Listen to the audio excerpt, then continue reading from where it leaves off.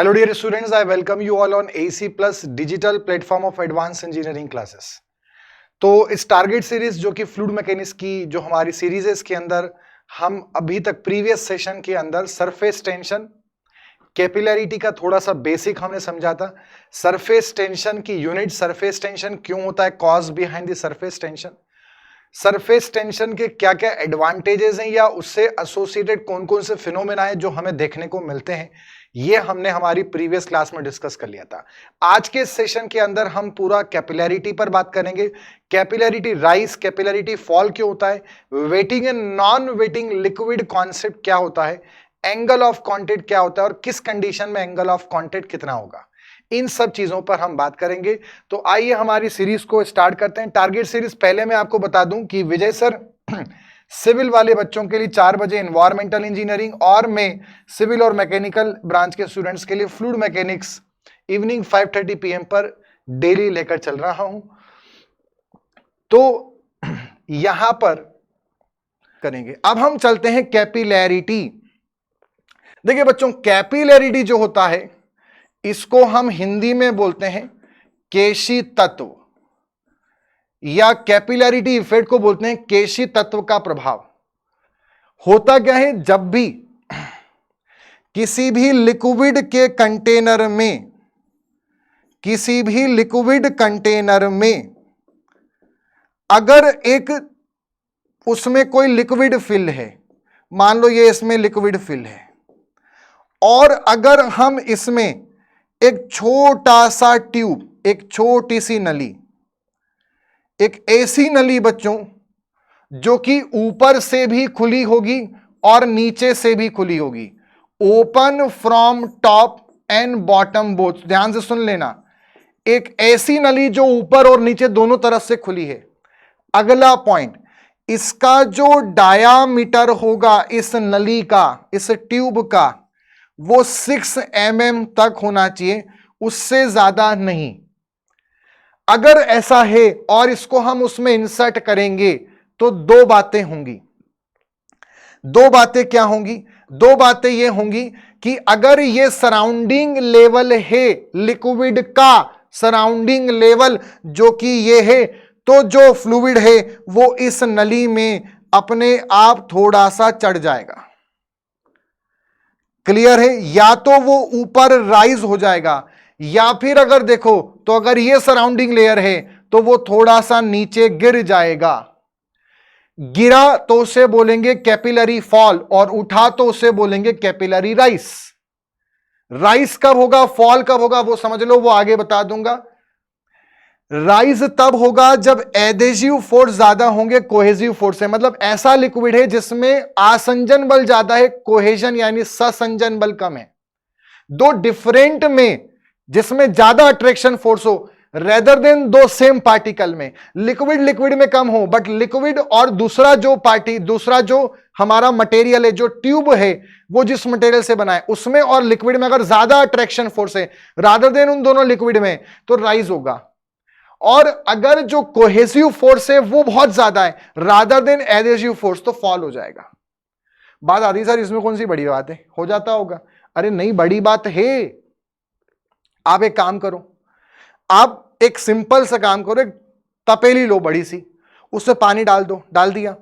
अब आप एक काम करो, कोई भी एक आप लोहे का कोई भी एक जो टीन आता हो, रसगुल्ले वगैरह के डब्बे आते हैं, उस डब्बे को लो, उसको ऊपर से पूरा आप ओपन कर दो, नीचे से भी खाली कर दो, उसमें जो वो आता है प्लेट आती है वो निकाल दो किसी भी तरीके से।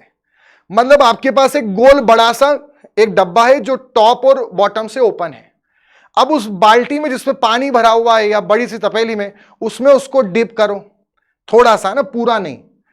आप ये देखना जो लेवल यहां है वही लेवल इसमें होगा। हां सर, अरे होगा, मैं सही बोल रहा हूं।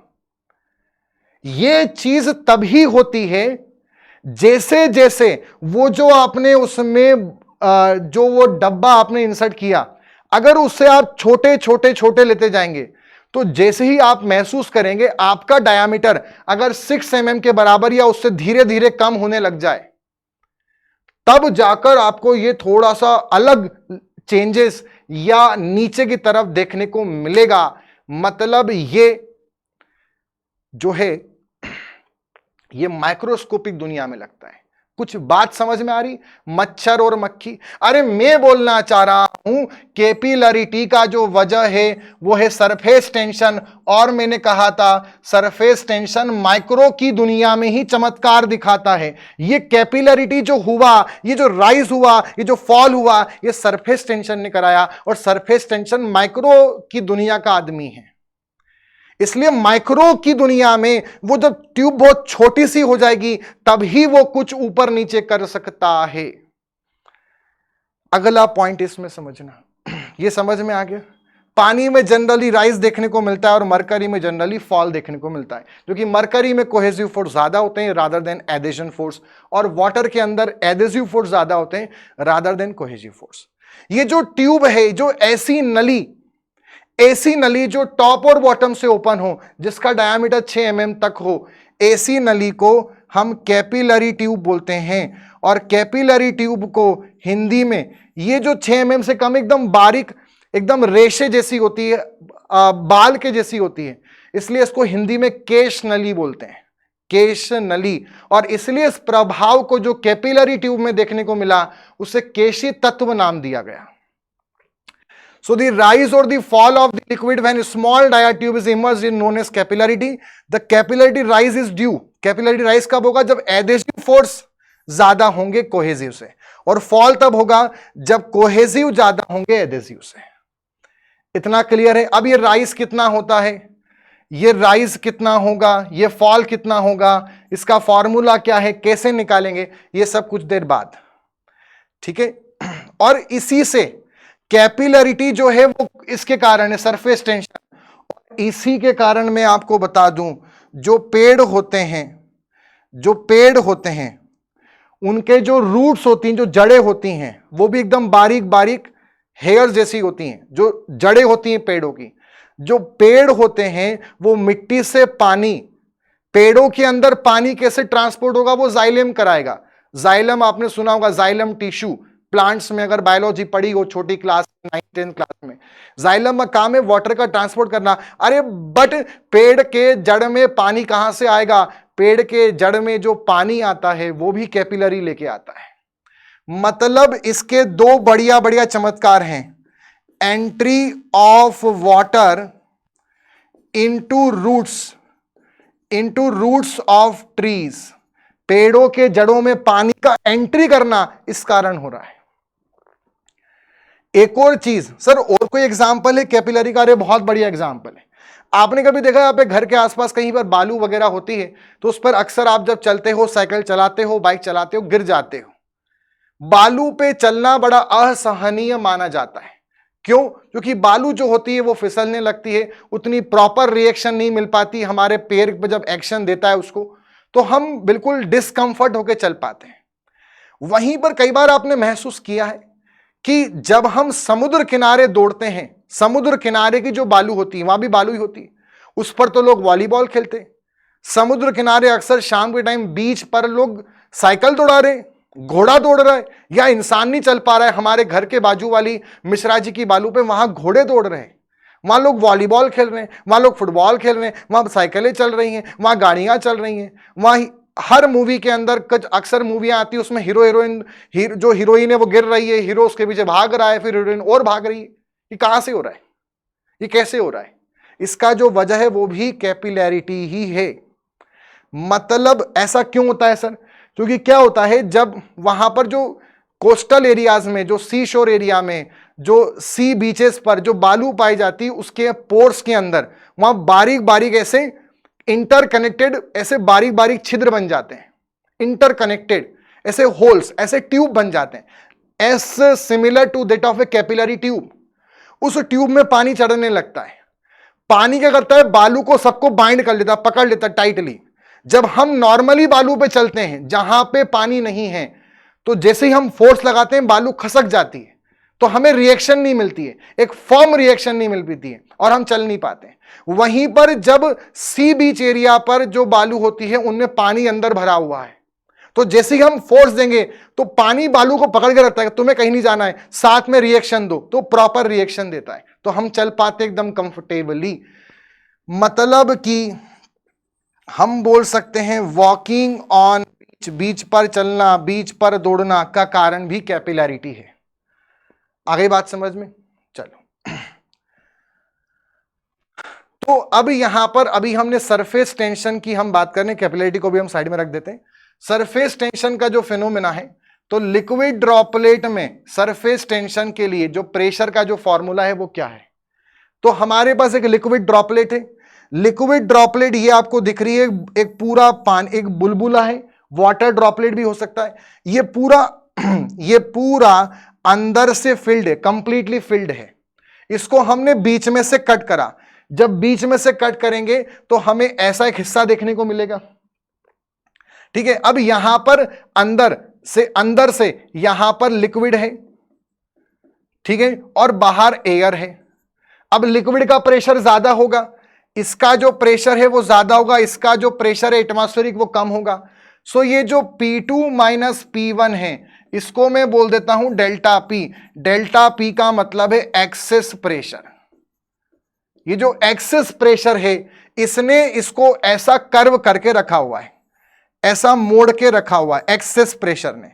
तो यहां से क्या लग रहा है? Excess pressure, extra pressure. कोई चीज अगर मान लो ऐसी है और यहां से प्रेशर बराबर है, तो क्या वो ऐसी कर्व हो पाएगी? नहीं। जब वो एक्स्ट्रा प्रेशर होगा, इधर से ज्यादा इधर से कम, तो वो ऐसे मुड़ेगी, इधर से ज्यादा इधर से कम, तो वो यूं हो जाएगी। और साथ में सरफेस टेंशन यहां पे लगा हुआ है, तो सरफेस टेंशन, इसकी पूरी जो ये रिम है, ये यहां पर, इस पर सरफेस टेंशन काम कर रहा है, इस पूरी लेयर पर। तो ये हमारे पास क्या हो गया? Surface tension. ये हमारे पास क्या हो गया? Excess pressure force. Pressure force कहां लग रहा है? इस पूरे एरिया पे लग रहा है। तो अगर हम यहां पर फोर्स बैलेंसिंग करें, ये एक्सेस प्रेशर का फॉर्मूला डिराइव करें किसी लिक्विड ड्रॉपलेट जिसका डायामीटर d होगा, उसको एक बार समझते हैं। तो सरफेस टेंशन जो होता है वो होता है surface tension force per unit length. आज सरफेस टेंशन फोर्स निकालना है, इतने पूरे लेयर पे कितना सरफेस टेंशन फोर्स आ रहा है। तो सरफेस टेंशन फोर्स क्या होगा? Surface tension into length. अगर डायामीटर d है तो इसका सरकमफ्रेंस ही यहां पे लेंथ होगा, तो यहां पर लेंथ कितना होगा? पाई d। तो सरफेस टेंशन फोर्स हो गया sigma into pi D, equation number 1। दूसरा, अगर अब हम प्रेशर फोर्स निकालें तो जो प्रेशर फोर्स है वो कितना होगा? P, delta P excess pressure into ये क्रॉस सेक्शन एरिया आएगा पाई बाय 4 डी स्क्वायर। तो ये आ गया पाई by 4 D square, equation number 2। दोनों को इक्वेट कर देंगे, क्योंकि जब ये लगेगा साथ में, जब सरफेस टेंशन ने इसे खींच के रखा हुआ है, ये ड्रॉपलेट क्यों बना? सरफेस टेंशन ऐसे खींच रहा है, बस उससे नहीं बना। जब कोई चीज को आप खींच के रखोगे और यहां से ज्यादा और यहां से कम, तभी वो चीज ऐसे मुड़ेगी। खाली अब ऐसे प्रेशर हो उससे वो थोड़ी मुड़ जाएगी, पहले खींचना है किसी चीज को। जैसे मान लो हमारे पास कोई भी ऐसे एक पेज है, इस पेज पर मैं ऐसे लगाऊं तो ये ऐसे थोड़ी मुड़ जाएगी, पहले इसे खींच के रखना पड़ेगा, और जब मैं लगाऊंगा ऐसे प्रेशर, तभी ऐसे परफेक्टली मुड़ पाएगी। तो जब हम इनको इक्वेट करेंगे तो d से d ये कैंसिल हो गया, पाई से पाई ये कैंसिल हो गया, तो हमारे पास डेल्टा P का जो फॉर्मूला है वो कितना आ गया? 4 सिग्मा अपॉन d। और इसमें ध्यान रखना, यहां पर इसमें फ्री सरफेस कितनी होगी ये भी क्वेश्चन में पूछ सकते हैं। तो जो भी ड्रॉपलेट होगा उसमें फ्री सरफेस 1 होगी, क्योंकि यहीं पर बस एयर है, तो एक ही फ्री सरफेस है। अंदर तो लिक्विड भरा हुआ है, अंदर पूरा लिक्विड है, तो फ्री सरफेस बाहर वाली होगी बस एक। इसका आंसर है 4 सिग्मा अपॉन डी। अगर हम यहां पर बबल की बात करें, बबल मतलब सोप बबल, साबुन का बुलबुला या कोई भी बुलबुला कोई भी हो, इसमें और ड्रॉपलेट में क्या अंतर है? बुलबुला जो होता है उसमें अंदर भी हवा होती है और बाहर भी हवा होती है, बस यहां पर ऐसी 2 फ्री सरफेस होती हैं, एक फ्री सरफेस ये और एक आपको दिख रही ये। मतलब यहां पर ध्यान रखना, यहां पर जो फ्री सरफेस होगी बबल में, बुलबुले में, वो हमेशा 2 होगी। ये भी क्वेश्चन पूछते हैं। तो अब यहां पर देखो, अगर हम इसमें निकालेंगे तो एक ये वाला और एक ये वाला, लगभग तो सेम ही है।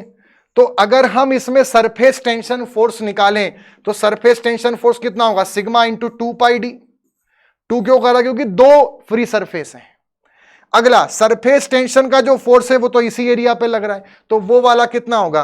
P into pi by 4 D square. इनको आपस में इक्वेट कर देंगे। ये डेल्टा P है, एक्सेस प्रेशर हमें निकालना, एक्स्ट्रा कितना है अदर देन एटमॉस्फेरिक। यहां पर यह भी ध्यान रखना सर, ये तो मान लो आपका P1 एटमॉस्फेरिक है, अंदर वाली जो एयर है वो भी तो एटमॉस्फेरिक है, वो भी तो एयर होगा, तो सर ये अंदर वाला भी तो जो है ये भी तो एटमॉस्फेरिक है, तो सेम हो गया। फिर कैसे एक्सेस? अंदर जो एयर है उसका प्रेशर ज्यादा होगा, ये कंफर्म्ड है, तभी ऐसा कर्व्ड बन पाएगा। तो ये जो डेल्टा P है, डेल्टा P का यहां पर मतलब है P2 माइनस P1। अंदर वाला प्रेशर भी एयर का है बट वो एटमॉस्फेरिक नहीं है, जो अंदर ट्रैप्ड एयर है, और ट्रैप्ड एयर का प्रेशर ज्यादा होगा एज कंपेयर टू एटमॉस्फेरिक, तभी बबल बन पाएगा, वरना बबल नहीं बन पाएगा। आ गई बात समझ में? तो ये एटमॉस्फेरिक प्रेशर नहीं है, ये अबव एटमॉस्फेरिक है और ये एटमॉस्फेरिक है, तो वो जो एक्सेस है वो हेल्प करेगा बबल फॉर्मेशन में। तो यहां से पाई कैंसल, डी से डी कैंसल, तो जो एक्सेस प्रेशर है डेल्टा P, इसका फॉर्मूला आ गया 8 sigma upon D, 8 sigma upon D, ये इसका फॉर्मूला हो गया। क्लियर है यहां तक? नेक्स्ट चलते हैं लिक्विड जेट फॉर्मेशन में, जो पानी की बौछार बनती है। तो जो बौछार है वो कैसी होगी?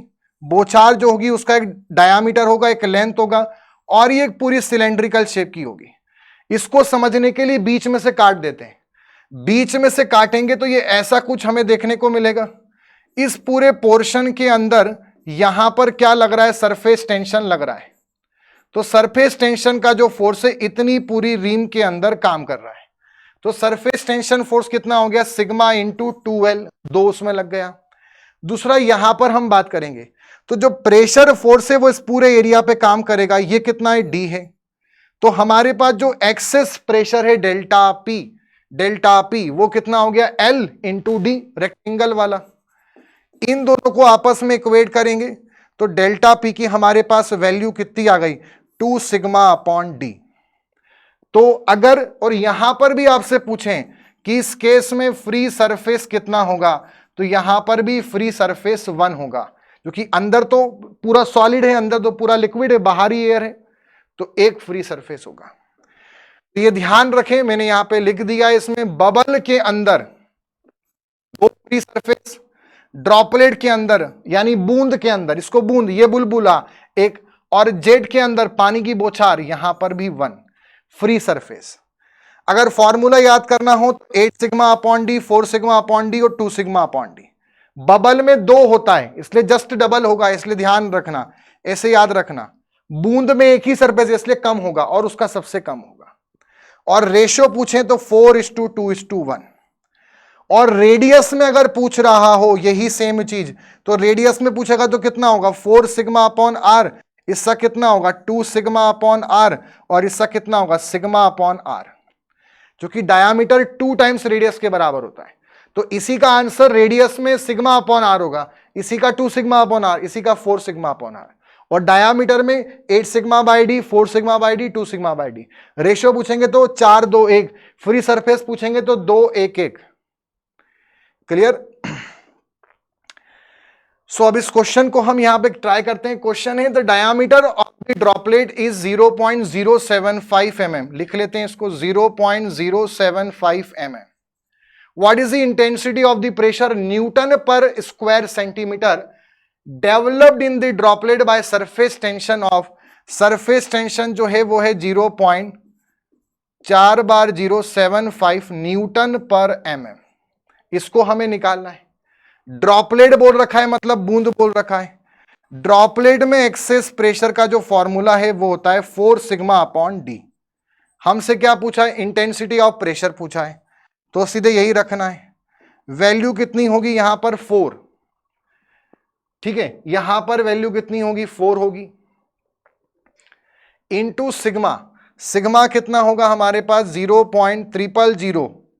इस 0.000 को हम ऐसा लिख सकते हैं 75, और इसमें लिख सकते हैं 1 2 3 4 5 6, तो 10 की पावर -6। ठीक है, न्यूटन पर mm। और डायामीटर को हम लिख देते हैं 75 इंटू 10 की पावर -3, और ये न्यूटन पर एमएम और ये भी एमएम। इससे देखें तो ये कैंसिल हो जाएगा, तो ये कितना हो जाएगा हमारे पास 4 और 10 की पावर -6 और 10 की पावर -3, ऊपर जाएगा तो 10 की पावर -3, तो ये आ जाएगा 4 इंटू 10 की पावर -3 न्यूटन पर एमएम स्क्वायर। ऑप्शन में तो एक भी नहीं है, बट आप चेक करो यहां पे स्क्वायर सेंटीमीटर बोल रखा है, तो अगर मैं इसको सेंटीमीटर स्क्वायर में कन्वर्ट करूंगा तो यहां पर और हमें क्या लगाना पड़ेगा, 4 इंटू 10 की पावर -3 और mm को उसमें करूंगा तो 10 की पावर -2, तो ये न्यूटन पर सेंटीमीटर स्क्वायर हो जाएगा। -3 में +2 करूंगा तो -1 होगा, आंसर आएगा 0.4 न्यूटन पर सेंटीमीटर स्क्वायर, तो answer will be A 0.4 Newton पर सेंटीमीटर स्क्वायर। क्लियर? चलते हैं नेक्स्ट उस पर। अब ये waiting and non waiting liquid क्या होता है, कैपिलरिटी को और ढंग से समझने के लिए वेटिंग एंड नॉन वेटिंग समझ लेते हैं। वेटिंग लिक्विड ऐसे होते हैं जो किसी भी सरफेस को गीला कर देंगे, और जैसे कि एग्जांपल है वाटर, और इसका सबसे बढ़िया एग्जांपल, इसका सबसे बढ़िया रीजन यह है कि ऐसे जो फ्लूइड जिनमें कोहेसिव फोर्स है ना, जैसे ये हमारे पास एक सरफेस है और ये हमारे पास लिक्विड ड्रॉपलेट है, तो इसमें जो आपस में कोहेजन फोर्स है ये कम है, और इनमें का जो एडेशन है, मतलब इस एक्सटर्नल सरफेस, ये ग्लास, लकड़ी, मेटल, कुछ भी हो, कॉपर हो, ये सरफेस और ये लिक्विड, इन दोनों के बीच में जो एडेशन फोर्स है वो लिक्विड के कोहेजन से ज्यादा हो, एडेशन ज्यादा, कोहेजन कम, तो ऐसे जो फ्लूइड्स होते हैं वो, उनमें आपका वो वेटिंग टाइप होते हैं, वो गीला कर देते हैं। जैसे कि ये वाले वो होते हैं, है ना, मैं यहां पर बता देता हूं, इनके अंदर, इसको मैं दोबारा से लिख रहा हूं, ये जो हैं ऐसे लिक्विड होते हैं जिनके अंदर कोहेजन कम होता है, एडेशन ज्यादा होता है, और इनके अंदर कोहेजन ज्यादा होता है, एडेशन कम होता है। आप देखो कोहेजन ज्यादा है तभी तो ये पूरा पार्टिकल ऐसे का ऐसा पड़ा हुआ है, पूरा ऐसा मास, कोहेजन बहुत ज्यादा है, एडेशन कम है। यहां पर एडेशन ज्यादा है तो वो जो पार्टिकल है उसको उस ग्लास ने ऐसे खींच के रखा हुआ है, अपनी तरफ खींच के रखा हुआ है, एडेशन बहुत ज्यादा है तो खींच के रखा हुआ है, तो ऐसे ही बिल्कुल एकदम बिल्कुल फ्लैट जैसे होंगे। मतलब हम ये बोल सकते हैं यहां पर कि इनका जो ये एंगल बनेगा, यहां से ये जो एंगल बनेगा, इस थीटा को बोलते हैं एंगल ऑफ कांटेक्ट। क्या बोलते हैं? एंगल ऑफ कांटेक्ट या कांटेक्ट एंगल बोलते हैं। तो इसलिए यहां पर एंगल ऑफ कांटेक्ट इनका 90 डिग्री से कम हो गया, मतलब एक्यूट एंगल होगा। किनका? जो वेटिंग टाइप होंगे, और जो नॉन वेटिंग टाइप होंगे उनका 90 से ज्यादा होगा, मतलब उनका ऑब्ट्यूज होगा। जैसे ये, इसका सबसे बड़ा एग्जांपल है मरकरी। मरकरी में कोहेजन बहुत ज्यादा होता है, एडेशन कम होता है, तो मरकरी कहीं पे रखते हैं, उसको आप मरकरी को हटाओ तो सरफेस पूरी साफ रहेगी। मरकरी को फिर कहीं और रख दो, उसको पूरा आप उठा सकते हो, सरफेस पूरी साफ रहेगी, गीली नहीं होगी। बट आप पानी डाल दो, शहद डाल दो, वो पूरा गीला हो जाएगा उस जगह का। तो ये ध्यान रखना है कि एंगल ऑफ कांटेक्ट, जो एंगल बनता है वो एंगल ऑफ कांटेक्ट कहलाता है हॉरिजॉन्टल से। इनमें एंगल ऑफ कांटेक्ट 90 से ज्यादा होगा, ऑब्ट्यूज होगा, डायग्राम में दिख रहा है। और वेटिंग के अंदर, वेटिंग वालों के अंदर एडेशन ज्यादा होगा कोहेजन से, और यहां पे कोहेजन ज्यादा होगा एडेशन से। इसका एग्जाम्पल है मरकरी और इसका एग्जाम्पल है वाटर। क्लियर है? तो waiting and non waiting, angle of contact theta होता है, अगर 90 से कम है मतलब फ्लूइड वेटिंग वाला है, सरफेस को गीला कर देगा। इसमें कोहेसिव फोर्स कम होते हैं, एडेसिव फोर्स ज्यादा होते हैं। एंगल अगर 90 से ज्यादा है तो वो नॉन वेटिंग फ्लूइड है, वो गीला नहीं करेगा, उसको पूरा हटा दो, सरफेस पे कुछ भी उसके अंश नहीं बचेंगे। साथ में कोहेसिव फोर्स ज्यादा होता है, एडेसिव फोर्स कम होता है। अच्छा, इसमें एक बात और ध्यान रखना, जैसे अगर मैं आपको बताऊं कि सरफेस टेंशन का वजह कौन, आपसे पूछें तो आप बोलना कोहेजन। आपसे कोई पूछे कैपिलरिटी की वजह कौन, कैपिलरिटी की वजह कौन, तो आप बोलना सरफेस टेंशन। और सरफेस टेंशन ऑप्शन में नहीं हो तो आप कोहेजन पर भी इल्जाम लगा सकते हो, क्योंकि सरफेस टेंशन की वजह से ही, कोहेजन की वजह से ही सरफेस टेंशन आता है। तो सरफेस टेंशन का वजह पूछे तो कोहेजन, कैपिलरिटी पूछे तो सरफेस टेंशन या कोहेजन। उसके बाद अगर आपसे waiting and non waiting property के बारे में पूछें कि इसकी वजह कौन, तो इसका आंसर ध्यान रखना, ये म्यूचुअल प्रॉपर्टी उस सरफेस की। मतलब जैसे कि अगर मरकरी है और ग्लास है तो एंगल ऑफ कांटेक्ट अलग होगा, भले वो नॉन वेटिंग है। अगर अब हमने मरकरी को किसी लकड़ी पर रख दिया तो अलग हो जाएगा, मरकरी को ग्लास पे रखा तो अलग होगा, ग्लास गंदा हुआ तो अलग हो जाएगा। अगर मरकरी को कॉपर पे रखा, एल्यूमिनियम पे रखा तो अलग होगा, पानी को ग्लास में रखा तो अलग, लकड़ी पे रखा तो अलग, तांबे में रखा तो अलग। मतलब it is a mutual property of external surface and liquid. वह लिक्विड जिस सरफेस के कांटेक्ट में है उन दोनों की मिली भगत होती है, ये वाली प्रॉपर्टी। आ गई बात समझ में?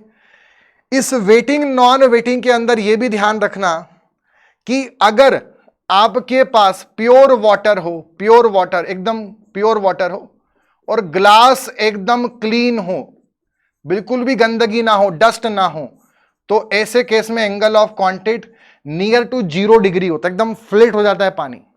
ग्लास साफ हो, पानी में गंदगी ना हो, तो नियर अबाउट 0। दूसरा ध्यान रखना, अगर हमारे पास प्योर मरकरी हो, वैसे तो मरकरी प्योर ही होती है, और क्लीन ग्लास हो, ग्लास एकदम साफ हो, डस्ट ना हो और मरकरी हो, तो ये एंगल लगभग 135 डिग्री से लेकर 140 डिग्री तक होता है। आ गई बात समझ में? एंगल ऑफ कांटेक्ट या wetting non wetting mutual property है। Acute for wetting, obtuse for non wetting. Wetting वाले में एडेशन ज्यादा, कोहेजन कम, इनमें कोहेजन ज्यादा, एडेशन कम। मरकरी और क्लीन ग्लास के लिए 135 से 140 डिग्री एंगल ऑफ कांटेक्ट, और प्योर वाटर और क्लीन ग्लास के लिए 0 डिग्री होगा। क्लियर है? अगर हम इंप्योरिटी बढ़ाएंगे तो एंगल ऑफ कांटेक्ट बढ़ता चला जाएगा। तो ये ध्यान रखना है, सरफेस टेंशन कोहेजन के कारण है, कैपिलरिटी सरफेस टेंशन या कोहेजन के कारण है, और वहीं पर wetting non wetting mutual property. तो if the angle of contact of drop of liquid is acute, अगर एक्यूट एंगल है तो इसमें क्या होगा, क्या आंसर होगा? एक्यूट है मतलब वेटिंग वाला, और वेटिंग लिक्विड के अंदर क्या होता है? वेटिंग लिक्विड के अंदर एडेशन ज्यादा होता है, कोहेजन कम, तो ए आंसर। एक्यूट है मतलब वाटर याद करना, और वाटर में कोहेजन कम होता है, एडेशन ज्यादा होता है।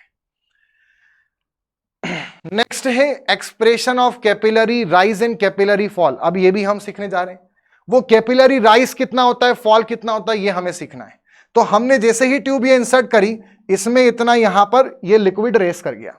ये भी ध्यान रखना, कैपिलरी राइज जो है ये हमेशा वेटिंग टाइप लिक्विड में होता है। ऐसे लिक्विड जिनका एंगल ऑफ कांटेक्ट एक्यूट होगा, ऐसे लिक्विड जिनमें एडेशन ज्यादा और कोहेजन कम होगा, उनमें हमेशा कैपिलरी राइज होता है। ठीक है? अब यहां पर इसका फिनोमिना को समझना। यहां पर ये सरफेस है हमारे पास, ये सरफेस टेंशन का फोर्स लग रहा है, इससे ये जो एंगल बना ये एंगल ऑफ कांटेक्ट हो गया। इसके दो कंपोनेंट बनेंगे, एक कंपोनेंट ये हो गया एफ एस साइन और एफ एस साइन। एंगल के साथ जो होता है वो कॉस कंपोनेंट बनता है, तो ऊपर की तरफ आ गया एफ एस कॉस थीटा और F S cos theta. F S sine ये तो खाली आपका एक लेमिना है, ऐसे पूरा उसको 3D में इमेजिन करो, तो सारे F S sine F S sine F S sine आपस में कैंसिल हो गए। ऊपर एफ एस कॉस दो नहीं है, एफ एस कॉस पूरे सरकमफ्रेंस पेरीमीटर पे लग रहे हैं उस ट्यूब के, इमेजिन करना। ठीक है? और ये एच हो गया।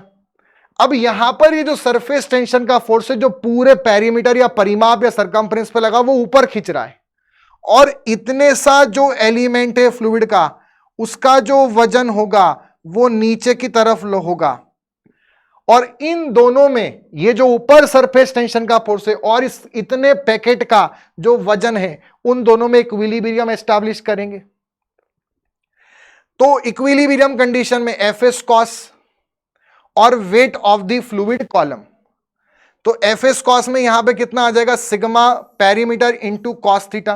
पूरा पेरीमीटर ले लिया हमने। ये मत सुनो सर 2 एफ एस कॉस क्यों नहीं लिए, अरे वो 2 दिख रहे हैं, 2 नहीं, वो पूरे पेरीमीटर पे लग रहा है ऐसे हर जगह, तो पूरा पेरीमीटर ले लिया ना हमने। और वेट का फॉर्मूला क्या होगा? वेट हम जानते हैं गामा बराबर होता है वेट अपॉन वॉल्यूम, और गामा बराबर होता है रो जी। मुझे अगर वेट निकालना है तो क्या मैं रो वी जी बोल सकता हूं ना, rho into volume into g. तो मैंने बोल दिया रो इंटू वॉल्यूम कितना होगा, इस ट्यूब का जो एरिया है इंटू हाइट, ये इसका वॉल्यूम होगा इतने का, तो रो ए एच इंटू जी।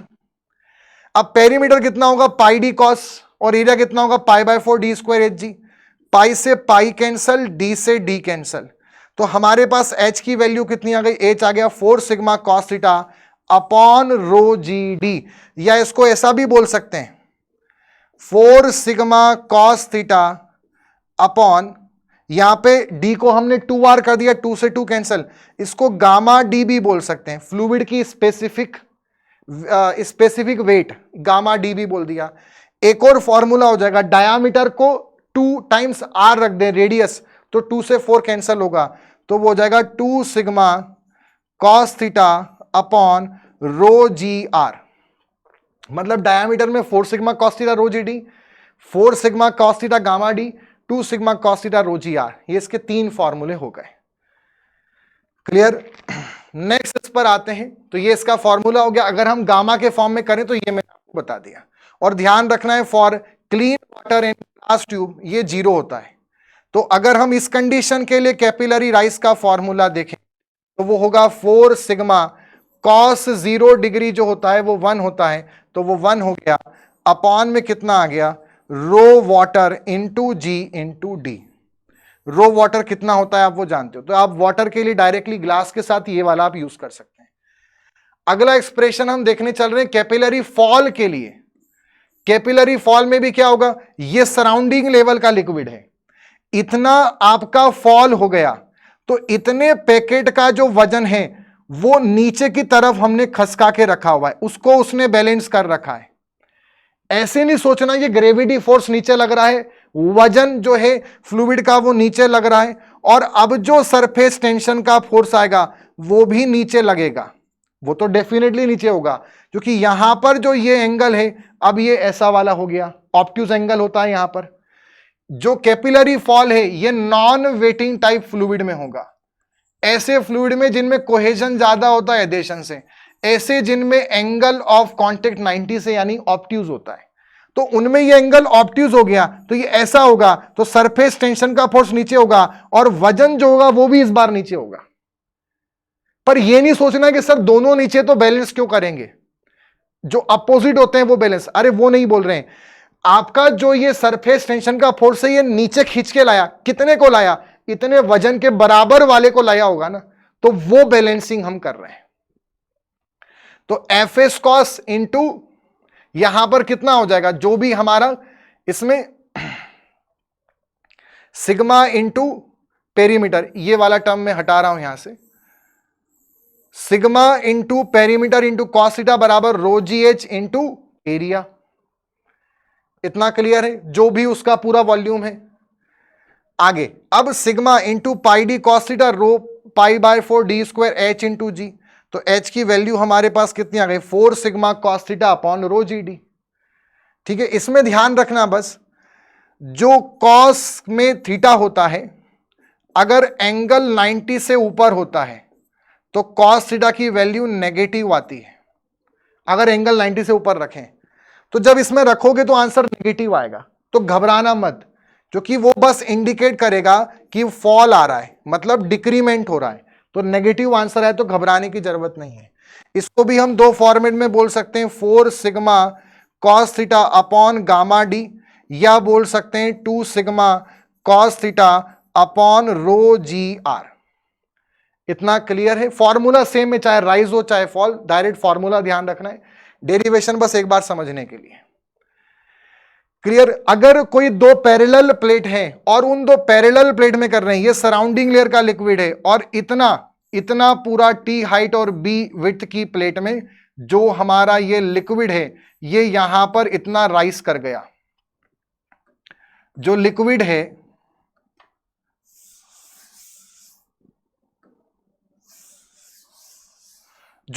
है हमारे पास में वो कितना राइज कर गया, लिक्विड लगभग हमारे पास ये h हाइट है, तो ये h हाइट के इतने पूरे पैकेट में ये लिक्विड इतना हमारा राइज कर गया, हमें उसके लिए निकालना है। तो इसमें भी कितना होगा, सरफेस टेंशन फोर्स मतलब जो उतना वजन है, तो रो AH इंटू जी हो गया, साथ में यहां पर सिग्मा लग रहा है, और कितने में लग रहा है, 2b cos थीटा में लग रहा है, 2b cos थीटा, है ना। ये आपका पूरा इतना, क्योंकि प्लेट है ना ये खाली, इधर तो बीच में कुछ है नहीं, तो सरफेस टेंशन कितने में लगा, इतने में लगा ना, 2b में, लेंथ लेते हैं सरफेस टेंशन के अंदर। तो ये वाली वैल्यू कितनी है, ये वाली वैल्यू जहां पे सरफेस टेंशन लगा, ये वाली वैल्यू कितनी है, b, और ये कितना है, b, यहां थोड़ी कुछ है, इतना पूरा हमें वो पैकेट का बात करनी है, और वो जो प्लेट है उसमें ही लगा है सिग्मा सिग्मा सिग्मा, और उस प्लेट में लगा है, तो सिग्मा इंटू 2b होगा इंटू कॉस होगा। तो h की वैल्यू यहां से कितनी आ गई, 2 sigma cos theta upon gamma T, या 2 sigma cos theta upon rho G T. तो अगर दो पैरेलल प्लेट का पूछें जिनके बीच की थिकनेस t हो और उनकी विड्थ b हो, तो उसका होगा 2 sigma cos theta upon rho G T. b से भी कट जाएगा उसमें, क्योंकि एरिया b है तो b से भी कट गया। क्लियर है यहां तक? आगे बढ़ेंगे। If the capillary rise of A water in A 1 mm diameter tube, हमारे पास डायामीटर है 1 mm और उसमें कैपिलरी राइज हमें देखने को मिला 3 सेंटीमीटर। आगे बोल रहा है हाइट ऑफ कैपिलरी राइज बताना है वाटर में, अगर आपका डायामीटर अब जो है वो 0.2 mm है, तो अब नई वाली हाइट क्या होगी। क्लियर है? इसको समझते हैं, सिंपल सी बात है। देखो हमारे पास फॉर्मूला क्या है ट्यूब के लिए, H बराबर 4 सिग्मा कॉस थीटा, वाटर ही है दोनों केस में, तो बाकी सारी चीज कांस्टेंट रहेगी, मतलब H inversely proportional to D हो गया। मतलब हम ये बोल सकते हैं H2 अपॉन H1 बराबर D1 अपॉन D2।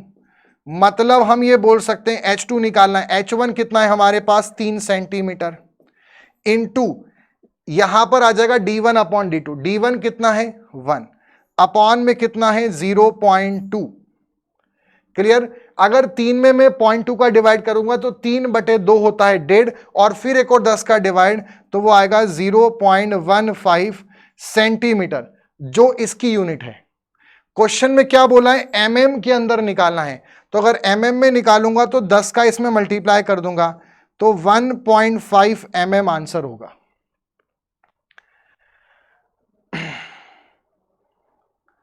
1.5 mm।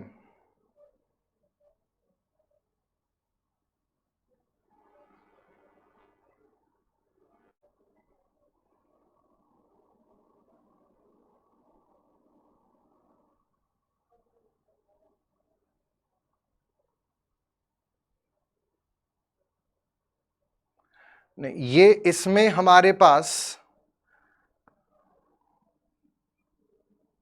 ये डिवाइड मैंने गलत कर दिया है। 0.2 से अगर हम 1 को डिवाइड करेंगे तो ये 5 टाइम्स होगा, और 5 3 जा 15, तो ये हमारे पास 15 सेंटीमीटर होगा। mm में तो ये ज्यादा हो जाएगा, तो मतलब ये सेंटीमीटर ही होगा, है ना, mm में क्योंकि ये ज्यादा हो जाएगा, तो 15 सेंटीमीटर। तो डायरेक्ट आंसर होगा इसका सी, आंसर 15 सेंटीमीटर। mm में तो ये 150 आ रहा है, और 150 फिर ऑप्शन में नहीं है, तो आंसर होगा 15 सेंटीमीटर। चलिए अगले क्वेश्चन पर आते हैं। Calculate the capillary rise in a glass tube of 2.5 mm diameter. हमें डायामीटर दे रखा है 2.5 mm। When emerged vertically in water and mercury, surface tension water का दे रखा है 0.0725 न्यूटन पर मीटर, और सरफेस टेंशन मरकरी का हमें दे रखा है 0.52 न्यूटन पर मीटर। ये वाटर का हमें दे रखा है, ठीक है। और जो एंगल ऑफ कांटेक्ट है मरकरी में वो 130 डिग्री मानना है, और स्पेसिफिक ग्रेविटी ये लेना है।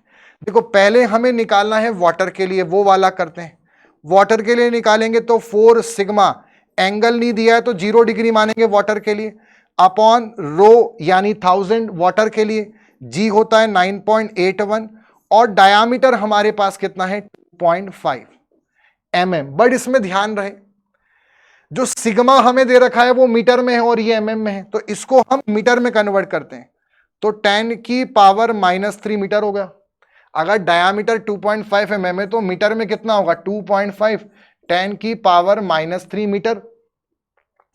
इसको जब हम सिंप्लीफाई करेंगे 4 इंटू 0.0725 कॉस 0 1 होता है, डिवाइडेड बाय 10 की पावर -3 और ये 3 कैंसिल हो गया, 9.81 इंटू 2.5 हो गया। इसको जब सिंप्लीफाई करेंगे तो आंसर कितना आएगा, निकालिए एक बार। इसको जब हम सॉल्व करेंगे आंसर आएगा 0.01182 1182 आएगा। यूनिट क्या आएगी, मीटर, क्योंकि सब कुछ हमने मीटर में लिया था। तो इसका आंसर आ गया इतना 0 पॉइंट। इसको अगर मैं mm में करूं, 1000 का मल्टीप्लाई करूंगा तो इसका आंसर आ जाएगा 11.8 mm। ये प्लस आ रहा है, मतलब यहां पर राइज हो रहा है, ऑब्वियस सी बात है। इसमें निकालते हैं, अगर इसमें हम निकालेंगे मरकरी में तो 4 सिग्मा, एंगल दे रखा है 130 degree upon rho mercury into g into d, यहां रखेंगे 4 इंटू 0.52 और कॉस 130 डिग्री और अपॉन में आ जाएगा 13.6 10 की पावर 3, जी होता है 9.81 और डी होगा 2.5 10 की पावर -3। इससे ये कैंसल हो गया।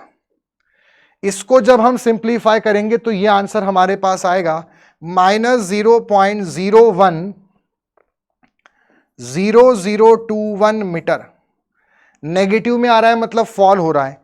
अगर इसको मैं mm में करूं तो ये आएगा माइनस का 10.02 mm, मतलब यहां पे फॉल हो रहा है। तो यहां कितना आ रहा है, माइनस का 10.02, मतलब यहां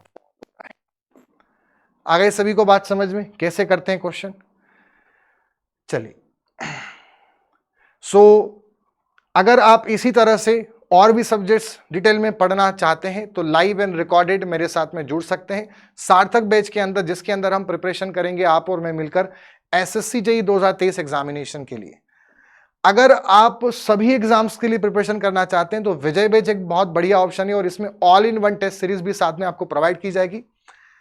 अगर आप नॉन टेक्निकल सब्जेक्ट्स के लिए परेशान हैं और ऐसा कोर्स चाहते हैं जिसमें सभी नॉन टेक्निकल कवर्ड हों, साथ में प्रॉपर लेक्चर्स हों, पीडीएफ हों और साथ में क्वेश्चन बैंक भी आपको प्रोवाइड की जाए, तो नॉन टेक्निकल महापेक एक बहुत बढ़िया ऑप्शन है। एसएससी जेईई की टेस्ट सीरीज अगर आप सर्च आउट कर रहे हैं तो reasoning, awareness, full length mock test, साथ में पैकेज वाइज टेस्ट सीरीज भी यहां पर अवेलेबल है। आज का जो सेशन है इसको यहीं पे समाप्त करते हैं और अगर आप इसका पूरा पीडीएफ चाहते हैं तो आप AEC+F&YT डिस्कशन चैनल पर इसका पीडीएफ देख सकते हैं, वहां पर आपको मिल जाएगा। अगर आपने पुराने वीडियोस नहीं देखे हैं तो कंप्लीट प्लेलिस्ट अवेलेबल है, उनको भी आप चेकआउट कर सकते हैं। Till then good bye and take care.